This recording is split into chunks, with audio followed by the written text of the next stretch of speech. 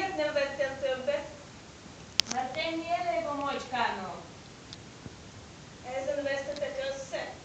Meg nem. Erre a legudvariasabban megkérdeztem. Hol van az kiírva, angyalom?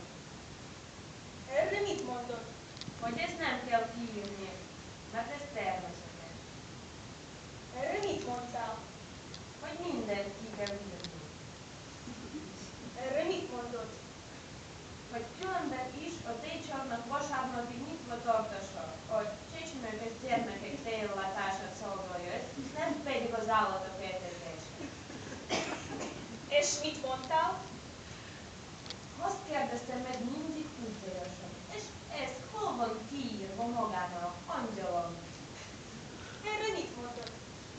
Hogy ezt se kell kiírni, mert ez is természetes. Erre mit mondtál? Ha ki van írva, hogy a sütemények fogdoszása tilos, akkor ezt is ki lehetett volna írni. Erre mit válaszol? Hogy nem kell mindent kiírni. Erre mit mondtál? Hogy lehet, Erre mit mondod? hogy nem lehet, Erre mit mondtál? hogy lehet, Kiabáltál vele? meg nem. Elkezdett kiabálni? Nem kezdtem kiabálni, mert felkértem, hogy azonnal hagyjam el a helyiséget.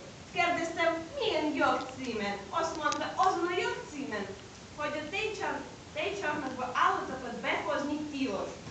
Kérdeztem, és ez hol van írva? Azt mondta,